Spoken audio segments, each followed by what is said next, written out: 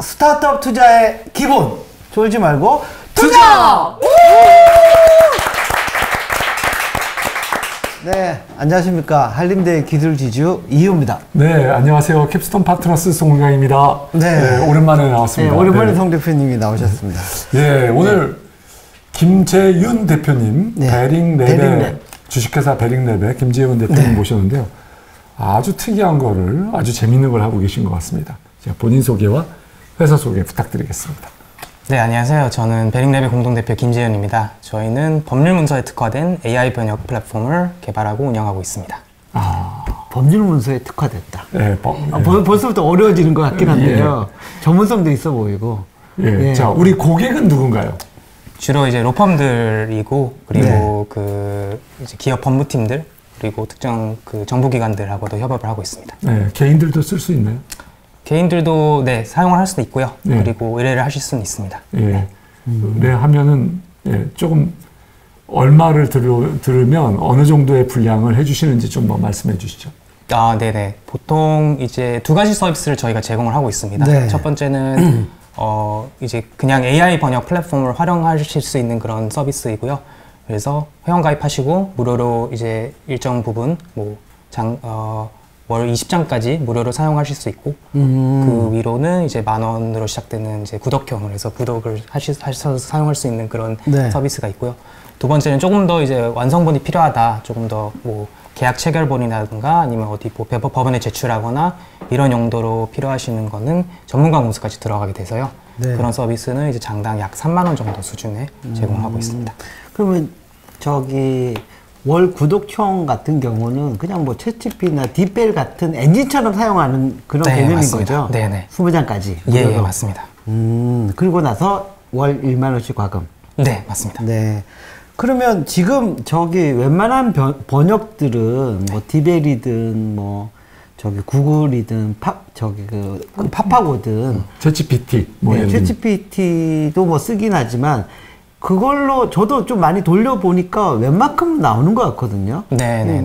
지금 회사에서 만든 번역 엔진이랑 차별점 이런 거에 대해서 좀 얘기를 해주시죠. 네네네. 일단 구글 번역기나 파파고도 사실 일상 대화나 구어체는 상당히 성능이 많이 좋아지는 그런 상황이고요. 제가 AR에도 설명을 드렸다시피 이제 저도 사실 유용히 많이 사용하고 있고요. 근데 저희 엔진 같은 경우는 법률 그런 용어들, 법률 도메인에 굉장히 특화가 되어 있기 때문에 이제 계약서 번역이나 계약서 문서나 이런 좀 복잡한 법률 문서는 이제 구글이나 이런 파파고들이 사실 핸들링을 잘 못합니다. 퀄리티가 굉장히 낮고 이상한 말도 많이 하고, 그래서 그거에 좀 더 최적화가 돼 있다고 보시면 될 것 같습니다. 조금 더 얘기를 해주시죠.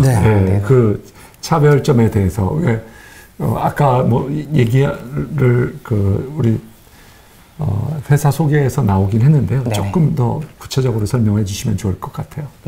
일단은 또 말씀드렸다시피 이제 계약서나 이런 법률 문서에 더 특화되어 있는 그런 엔진이고요.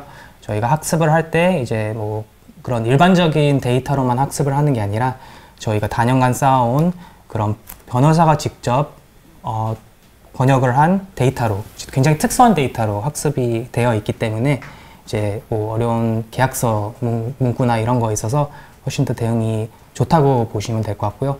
쉽게 설명드리자면은 이제 블루스코어라는 어떤 인더스트리 지표가 있습니다. 그거는 이제 인간 번역과 얼마나 유사한지를 나타내는 유사도 지표인데요. 그거를 이제 비교를 봤을 때 저희가 구글 번역기나 이런 다른 번역기에 대비해서 이제 법률 문서에 한해서는 2배 높은 성능을 보이고 있습니다. 근데 결국은 AI로 이제 학습시키고 머신러닝 이런 거를 할 때 투입되는 정보량에 따라서 이게 번역 퀄리티도 더 좋아질 것 같거든요. 예를 들면 지금 딥벨이 범용으로 쓰고 있지만 국가 간의 조약 관련된 완전히 번역된 기존의 수십 년간 문서라든지 이런 걸 갖고 학습을 시키면 성능을 따라갈 수 있는 건 아닌가요? 구글도 마찬가지고. 사실 저희가 갖고 있는 번역의 어떤 학습 데이터라든가 그 학습 데이터를 이제 생성된 과정이 변호사가 직접 이제 그 번역을 수행한 그런 데이터이기 때문에 사실 모으기가 굉장히 어렵고요. 저희도 되게 오랜 시간 동안 걸려왔고, 그리고 저희는 이제 법률이란 도메인에만 특화가 돼 있고 그거에만 집중하고 있다는 게 좀 그런 차별점이라고 보고 있습니다. 그래서 딥벨 같은 경우는 저희가 봤을 때는 물론 이제 그 딥벨만의 장점도 있지만은 구글 번역기보다 조금 더 나은 수준의 그 성능을 좀 노리고 있는 것 같아요. 그래서 기업용으로 기업 문서라고 했을 때는 일반적인 어떤 뭐 보고서라든가 문서라든가 뭐 이메일 작성 이런 거에 좀 도움을 줄 수 있는 조금 더 프로페셔널한 그런 톤을 가진 그 정도의 이제 퀄리티를 좀 보고 있는 것 같고, 저희는 그거보다 이제 좀 더 전문성 있는 분야에서 마치 전문가가 한 거랑 비슷한 그런 수준의 번역 퀄리티를 노리고 있기 때문에 좀 그런 좀 타겟하는 어떤 스탠더드의 차이가 있는 것 같습니다. 네.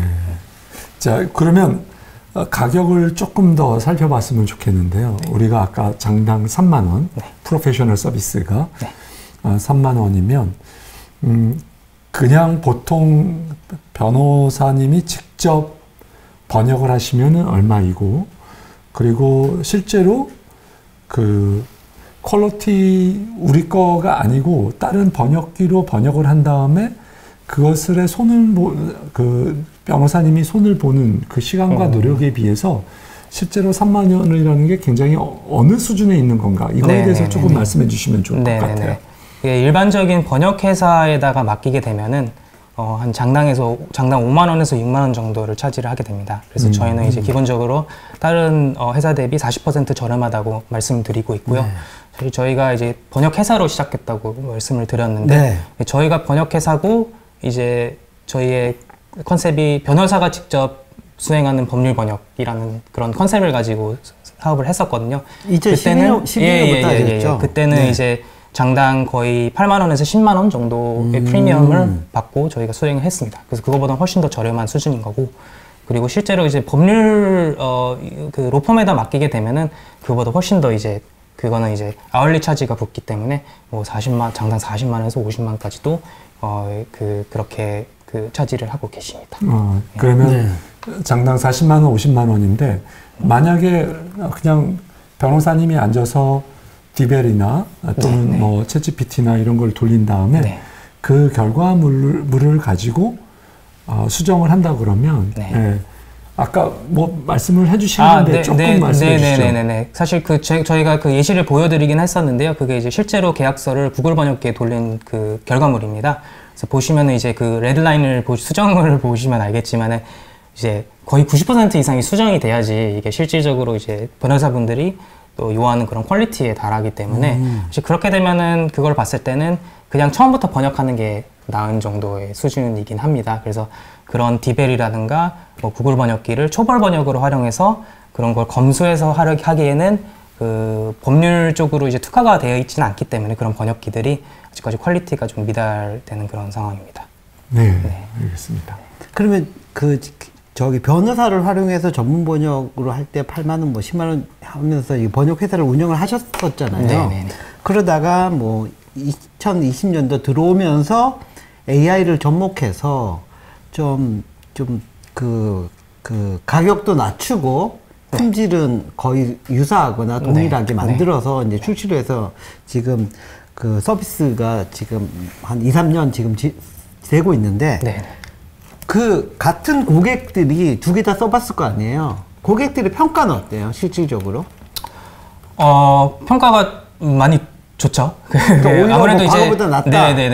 품질은 거의 크게 큰 차이를 못 느끼시는 것 같고요. 그리고 이제 비용 절감도 있고 무엇보다 이제 변호사분들이 이제 바쁘시다 보니까 사실 번역 업무가 빨리 돼야 된다는 그런 니즈가 있습니다. 그래서 스피드가 가장 중요하고 저희가 그거를 이제 AI로 초벌 번역을 하기 때문에 이제 훨씬 더 그거를 이제 단축시킬 수가 있었죠. 작업 시간. 그래서 거의 3배 가량 단축을 시켜가지고 이제 그 속도 면에서 3배 더 빠른 거죠. 3배 더 빠르게 저희가 납품할 수 있는 게가 이제 긴급 번역건들도 굉장히 많고, 예를 들어 금요일 날 작업을 주시고 월요일까지 필요하다 이렇게 하시는 것들이 많아서, 예전에는 사실 인간 번역을 해도 그런 프로젝트를 못 하는 경우도 되게 많았어요. 왜냐면 이제 그런 인력이나 이런 수급이 잘 안 돼가지고 이제 AI 번역으로 어느 정도는 해결이 되기 때문에, 그리고 작업량을 이제 3배 가량 할 수 있기 때문에 그런 좀 긴급 건들을 훨씬 더 많이 저희가 대응할 수 있게 됩니다. 그럼 한 가지 더 이어서 질문을 드리면 아까 AI 때도 말씀하셨는데 20년 이후에 AI 그런 회사로 변모를 하면서 네.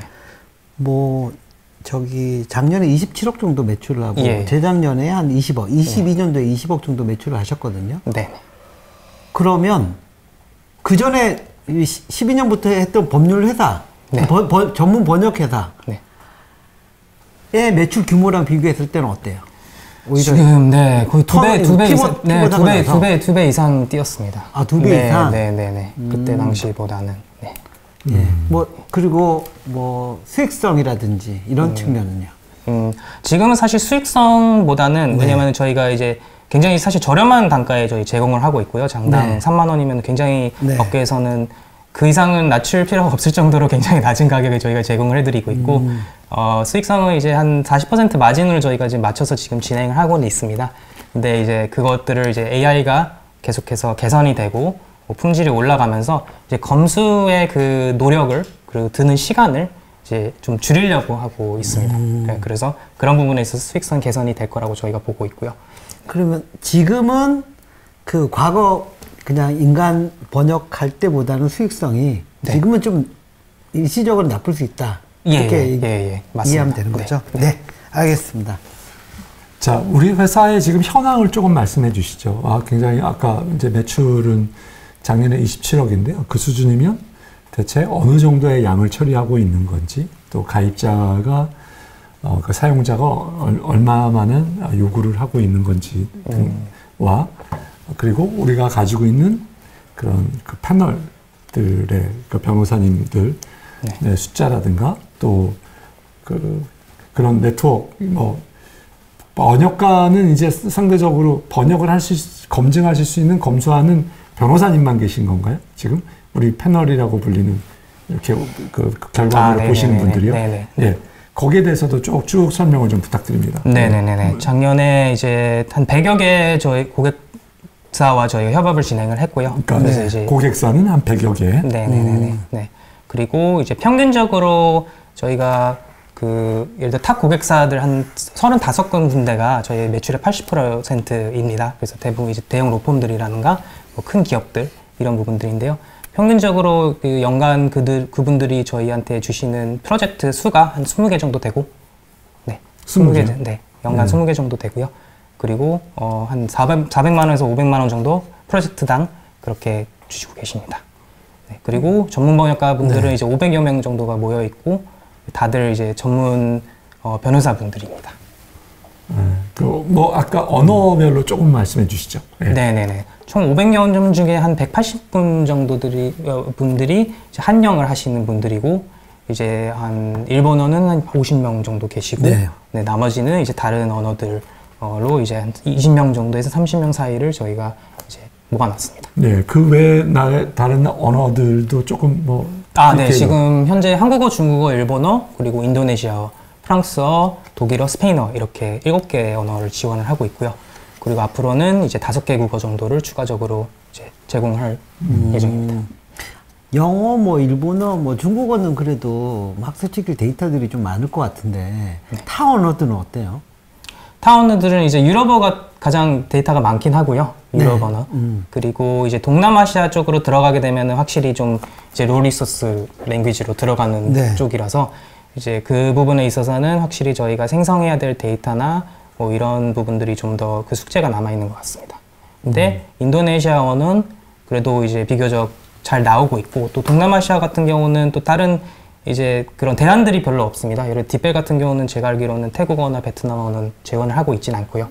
인도네시아어는 지원을 하고 있는데, 그래서 그런 로 리소스 랭귀지에서는 저희가 좀 더 데이터 생성에 이제 또 다른 이제 방안들을 좀 강구해야 되는 그런 상황입니다.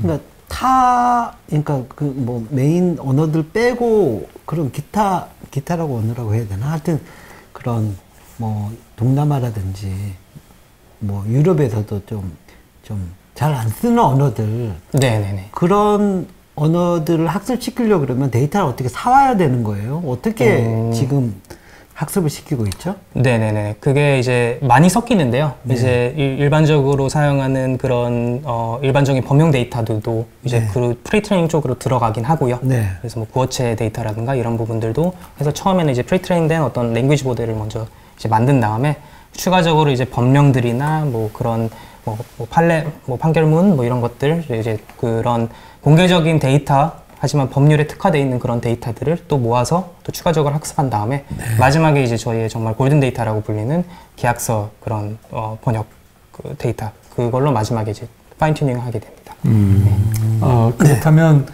그 엔진 소개를 조금 말씀해 주시죠. 우리의 엔진은 이제 어디서부터가 우리가 어떻게 만들었는지 뭐 조금 밝힐 수 있는 수준까지 네, 조금 말씀해 주시면 좋을 것 같아요. 현재 저희는 지금 인공신경망 번역 엔진이라고 해서 Neural Machine Translation 엔진을 사용하고 있고요. 일반적인 그 알고 계시는 트랜스포머 모델, 그 인코더 디코더 모델을 사용을 하고는 있습니다. 네, 그래서 저희가 어떤 뭐 파운데이션 모델을 만드는 그런 회사는 아니지만 기존에 있는 어떤 모델 아키텍처를 사용을 해서 그 저희의 이제 가장 핵심이 그 데이터 차별점이라고 저희는 생각을 하고 있고요. 네. 그래서 그 데이터에 맞는 이제 최적의 번역물이 나올 수 있는 그런 모델 아키텍처들을 저희가 여러 개 시도를 하면서 그렇게 개발을 하고 있습니다. 그러면 그 이제 두 가지잖아요. 사실 어떻게 보면 엔진 있고 엔진이라고 할지 뭐 모델이라고 할지 모델이 있고 그리고 데이터 이 두 가지가 사실은 어떻게 보면 핵심인데. 데이터는 어느 정도 가지고 계시고 우선은 첫 번째는 그 다음에 모델은 조금 더 설명해 주시면 좋을 것 같은데 왜냐하면 지금 말씀하시는 모델은 이전에 그 트랜스포머를 쓰긴 쓰지만 제가 대표님 말씀드린 LLM은 아니다 라고 말씀을 하시는 것 같아요. 이제 과거에 썼던 그러면 그렇지만 실제로 지금 현재 나와 있는 스테이트 오브 디 아트는 아무래도 이 지금 엔진이 트랜스포머를 쓰고 LLM을 쓴 것들이 워낙 빠르게 지금 되고 있어서 뭐 우리가 데이터를 잘 가지고 있다면 기존에 있는 학습에 우리 거를 더해가지고 학습을 하면 더 좋은 퀄리티가 나올 수 있는 것도 아닌가라는 생각, 물론 비용과 이제 시간이 조금 들긴 하지만 이런 생각이 들기도 하고요. 또는 이게 점점 좋아지면 우리 거를 조금은 우리가 가지고 있는 데이터들보다 얘네들이 범용으로 쓰고 있는 그것들이 계속 지금 진화하는 상황이기 때문에 그런 LLM들이 지금 거의 이틀, 3일마다 계속 맞습니다. 새로운 모델들이 맞습니다. 나오고 업데이트되고 있기 때문에 맞습니다. 이런 것들이 계속 진화하게 되면 우리의 설 자리가 없어지는 게 아닌가 이런 고민 때문에 두 가지에 대해서 대표님의 좀 그 생각과 고민을 좀 듣고 싶습니다. 네네네네. 일반적으로 저희가 예시를 들자면 저희 한국어, 영어 모델 같은 경우는 이제 총 그 데이터량을 봤을 때는 한 1000만 문장 정도로 구성이 되어 있고요. 일반적인 1000만 문장으로 먼저 프리트레이닝을 하고요. 그 다음에 저희가 저희의 이제 그 핵심 데이터, 그러니까 골든 데이터라고 불리는 양이 한 600만 문장 정도가 됩니다. 그래서 그게 이제 계약서 번역인 거고요. 말씀해 주신 대로 저희가 지금 LLM을 활용하고 있진 않고 인코더 디코더 기반의 트랜스포머 모델을 활용하고 있는데 이게 이제 업계에서는 스테이트 오브 더 아트 말씀 주셨는데 아직까지도 업계에서 그리고 저희가 이제 LLM을 좀 이렇게 시도를 하고 그런 상황에서 이제 아직까지 번역이란 태스크에서는 LLM보다는 트랜스포머 기반이 훨씬 더 뛰어나다라는 그런 연구 결과도 있고 저희의 테스팅도 그렇게 나와 있고요. LLM들은 좀 취약점들이 있는 게 이제 특히 저희가 다루는 이제 전문 번역의 그런 영역에서는 사실 직역의 영역이거든요. 사실 의역이라든가 뭐 이런 플루언시 모델이 아니라 이제 그런 어떤 원문의 그 소스에 얼마나 그 의미와 모든 것들을 정확하게 옮겨 담느냐. 가장 중요한 핵심이기 때문에 조금 딱딱하더라도 조금 이렇게 뭔가 플루언트하지 않더라도 그 정확성이 가장 중요합니다. 그리고 LLM 같은 경우는 이제 중간에 홀루시네이션은 최악의 경우긴 하지만은 가끔가다 이제 생성형이다 보니까 이제 말을 지어낸다거나 뭐 말을 추가한다거나 뭐 이런 경우가 너무 많아가지고 사실 저희가 블루스코어 테스팅 할 때도 보시면은 이제 점수가 굉장히 낮은데 그게 이제 번역 퀄리티를 얘기하는 것보다는 사실은 제가 봤을 때 한 구글 번역기랑 비슷하게 나오는 것 같아요. 그래서 실제로 이제 번역 퀄리티를 테스팅을 해보면은 근데 그 이제 점수가 낮은 이유는 이제 몇천 개의 그 테스트에 대해서 간혹 가다가 얘가 좀 이상한 말을 한다거나 막 딴소리를 한다거나 막 이렇게 되면 이제 거기는 빵점이 나오는 거죠. 그래서 이제 점수가 굉장히 낮게 나오는 그런 케이스이긴 합니다. 그래서 이제 뭐 예를 들어 뭐 프롬프트 엔지니어링도 많이 하고 뭐 이렇게 요새는 렉도 뭐 쓰고 막 해가지고 네, 조금 더 개선할 방법들을 찾고는 있는데 아직까지는 트랜스포머 기반 모델이 그 아까 말씀드린 대로 저희가 가지고 있는 데이터를 가장 최적화된 번역본을 만들 수 있는 결과물을 나타낼 수 있는 그런 구조라고 저희가 보고는 있습니다. 근데 뭐 LLM도 저희도 이제 계속 뭐 보고는 있고 워낙 이제 동향이 많이 바뀌고 이제 새로운 기술들이 많이 생기고 있기 때문에 뭐 하나의 예시로 저희가 예를 들어 정확성이 굉장히 중요한 영역이다 보니까 뭐 저희의 기본 모델로 먼저 학습을 먼저 이제 번역을 시키고 그 다음에 LLM도 뭐 추가적으로 이제 좀 이제 그거를 뭐 스무드 아웃하는 그래서 조금 더 플루언트한 그런 결과물이 나올 수 있게 하는 그런 방안도 조금 고민을 하고 있고요. 여러 가지 좀 생각을 하고는 있습니다. 그리고 추가적으로 저희가 이제 아무래도 그 저희의 핵심은 뭐 데이터이기도 하고 또 이거를 사업화하고 있다는 것도 하나의 좀 핵심인 것 같습니다. 그래서 이미 고객사들과 이런 전문적인 영역에서 AI를 도입해서 어떤 서비스를 제공하면서 그 프로젝트를 수주를 받으면서 계속해서 이제 데이터가 생성이 된다는 그런 강점을 가지고 있습니다. 그래서 그 데이터들을 이제 또 가공하고 활용해서 추가적으로 어떤 뭐 계속 쌓이는 거죠. 데이터가 계속 쌓여서 나중에도 그 성능을 추가를 할 수 있는 거고 또 한 가지 부분은 이게 저희가 기본 이제 번역 모델이 있고 또 APA 모델이라고 하죠. 자동 검수 모델이라는 모델이 있습니다. 이거는 확실히 업계에서는 state of the art 모델이긴 하고요. 이게 뭐냐면은 이제 대부분은 원본이랑 어떤 번역본을 가지고 이제 machine translation engine이라는 걸 학습을 하는데 저희는 이제 원본과 번역 그 MT가 나타내는 번역본과 그거를 인간이 검수하는 검수본까지 이제 트리플릿 데이터를 가지고 있기 때문에 이걸 통해서 또 하나의 이제 다른 모델을 또 저희가 학습을 시킬 수가 있어요. 그러면은 그 모델은 이제 기존의 이제 바닐라 모델이 한번 돌고 그 결과물을 봤을 때 아, 인간이 이렇게 이걸 수정하는구나 라는 거를 또 학습해서 그걸 또 한번 이제 돌리면은 이제 보다 이제 더 적은 양으로 더 효과를 더 많은 효과를 낼 수 있는 그런 장점이 있습니다. 네. 그래서 사실 이거를 어떻게 상용하고 어떻게 이 법률이라는 도메인에 맞추고 하는 거를 고민하고 있는 팀이라고 보시면 좋을 것 같습니다. 범용 엔진. 어느 정도 이해는 되고는 있는데요. 뭐 저도 이제 챗GPT의 그 계약서 번역을 시키면서 처음에 초벌로 나온 거는 뭐 이상하거든요. 네네네. 그러면 야, 좀 법률적인 용어를 써가지고 제대로 좀 번역을 해줘. 요청 몇 번 하면은 또 적당히 나오더라고요. 네. 그 역할을 계속 줘야 돼요. 네, 역할을 주고 이럴 때는 이런 용어를 쓰더라. 그래서 하면은 또 답이 나와요. 그래서 걔네들이 또 학습해가지고 나오는 게 좀 사실 겁이 나긴 하거든요. 네, 물론 이렇게 인간 검수본까지 학습시켜서 좀 앞서가는 부분도 있지만, 예, 워낙 뭐 데이터량도 많고 빨리 학습을 해가지고 개선된 모델이 나오니까 그런 겁은 나거든요. 네. 근데 변호사분들이 보셨을 때 아마 그 퀄리티조차도 아마 수정돼야 되는 게 많다고 느끼실 거예요. 그래서 사실 저희는 그런 물론 이제 챗GPT나 이런 데들이 그 범용성인 어떤 큰 large language 모델이 좀 각광을 받고 있지만은 저희는 사실 주제하고 있는 거는 법률 쪽 도메인에 있는 LLM들, 예를 들어 하비 같은 그런 서비스들도 이제 주시를 하고 있긴 하거든요. 거기는 이제 법률적으로 또 이제 특화가 돼 있기 때문에 LLM이긴 한데, 근데 실제로 이제 번역 그 태스크를 저희가 이제 테스팅을 해봤는데 번역 테스트는 잘 안 나오더라고요. 그래서 아직까지 그런 취약점들이 그런 LLM들이 존재한다라는 거를 저희가 좀 느낀 것 같습니다. 그러면 이렇게 좀 법률 쪽에 법률 번역 쪽에 특화된 뭐 이렇게 좀 뭐 유니콘 회사라든지 뭐 벤치마크 삼을 만한 회사들이 좀 있나요? 네, 없습니다. 법률 번역은 저희 없고요. 네, 글로벌 시장에서조차도 이런 영역에서의 뭐 인간 번역도 마찬가지고요. 인간 번역 회사도 이거에 특화돼서 하는 회사도 없고요. 그리고 AI 번역은 더더욱 없는 그런 상황입니다. 그래서 사실 저희가 그래서 더더욱 이제 글로벌 진출과 확장을 더 가속화하고 싶은 게 이제 나가서 이제 얘기를 나누고 하면은 아, 이런 거는 본 적이 없다. 정말 필요하고 그리고 되게 유니크하다라는 그런 피드백을 많이 받기 때문에 그래서 이제 저희가 글로벌 플레이어로서 빨리 이제 글로벌 리더로 팔로워가 아니라 리더로 저희가 도약할 수 있다는 그런 기회가 있다고 저희 보고 있습니다.